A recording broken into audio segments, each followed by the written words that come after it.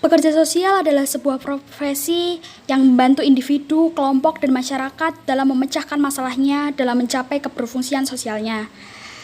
Dalam memecahkan masalah-masalah tersebut, pekerja sosial harus mengumpulkan data-data mengenai permasalahan sosial tersebut. Dalam pengumpulan data, pekerja sosial menggunakan beberapa teknik pengumpulan data. Adapun salah satu teknik pengumpulan data yaitu wawancara. Berikut adalah contoh wawancara yang dilakukan pekerja sosial. Assalamualaikum. Waalaikumsalam. Silahkan duduk. Baik, terima kasih Kak.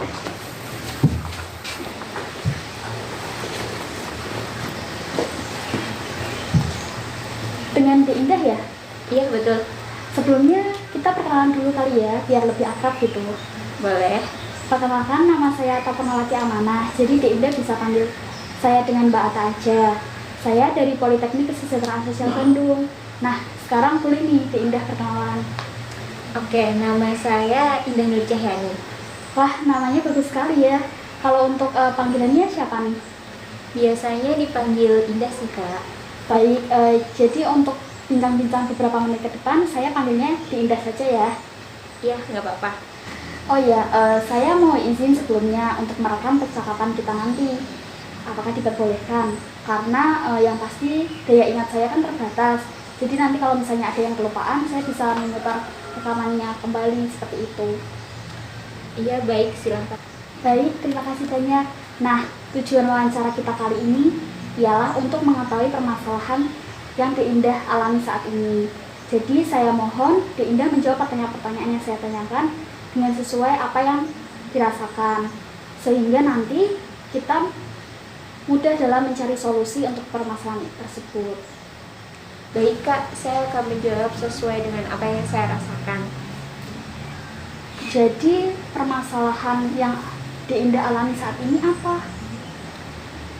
Itu sih Kak, kan selama masa pandemi gini, jadinya kan pembelajaran dialihkan menjadi pembelajaran online. Oh iya, untuk mencegah penularan virus COVID-19 memang dianjurkan untuk berkegiatan di rumah saja atau menghindari kontak dengan orang banyak seperti yang kita lakukan saat ini, memakai masker, menjaga jarak. Kegiatan-kegiatan yang seharusnya dilakukan secara offline itu otomatis akan dialihkan secara online. Nah, mungkin itu salah satu alternatif supaya kegiatan-kegiatan tersebut tetap berjalan seperti itu, Dek. Iya sih Kak, tapi pembelajaran online ini malah bikin saya jadi malas belajar gitu.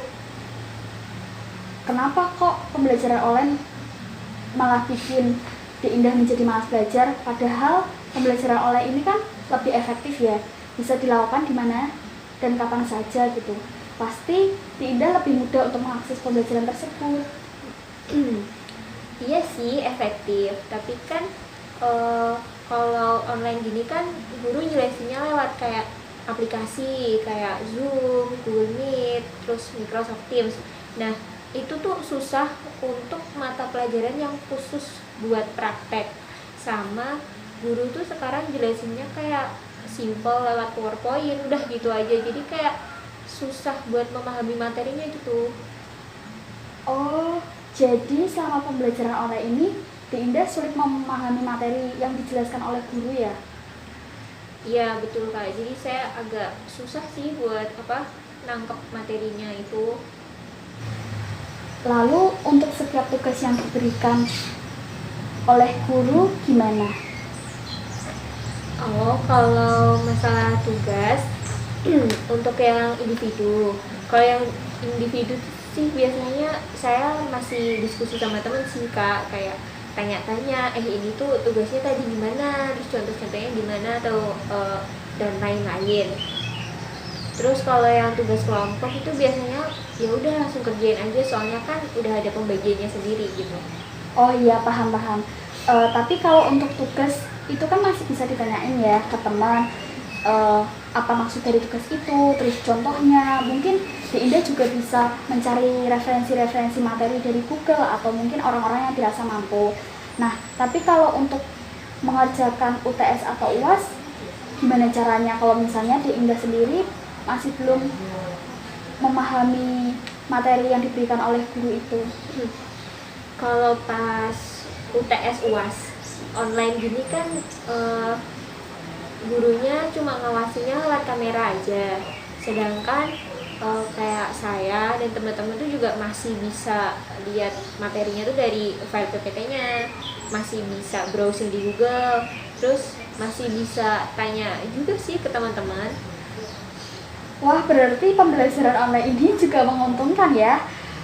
Tapi sekaligus bisa menjerumuskan kita loh, karena kan kalau misalnya mengerjakan lewat mencontek itu kita akan ketergantungan kan, dan pastinya kita malah lebih gak paham materi itu. Iya sih kak, tapi kalau nggak gitu saya juga nggak paham, nggak bisa ngerjain. Soalnya kan kayak yang tadi saya bilang di awal ya, saya tuh belum terlalu paham sih sama materinya. Berarti menurut Indah sendiri untuk pembelajaran online ini lebih merugikan ya, karena dengan pembelajaran online Indah itu cepat mudah bosan, terus juga membuat Indah itu kesulitan dalam memahami materi yang disampaikan guru. Nah iya benar banget kak, apalagi kalau misalnya itu sih, ini kan online ya, Ya. pasti kan berkaitan sama sinyal. Nah kalau udah gangguan sinyal atau jaringan gitu bikin susah banget sih kak. Iya sih, kalau sinyal memang suka tidak terduga. Tapi kalau boleh tahu nih, menurut Indah sendiri, untuk metode pembelajaran yang dirasa Indah tuh lebih mudah memahami materi, itu memakai metode seperti apa sih? Contohnya seperti saya itu lebih mudah memahami materi dengan mencatat apa yang dijelaskan oleh guru. Nah, nanti saya belajar dari situ. Kalau Indah seperti apa? Oh, kalau saya biasanya itu pakai metode mendengarkan dan mencatat sih kak. Oh, seperti itu.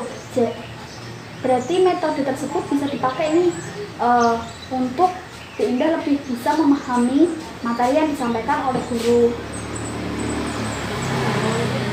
Gimana tuh kak caranya?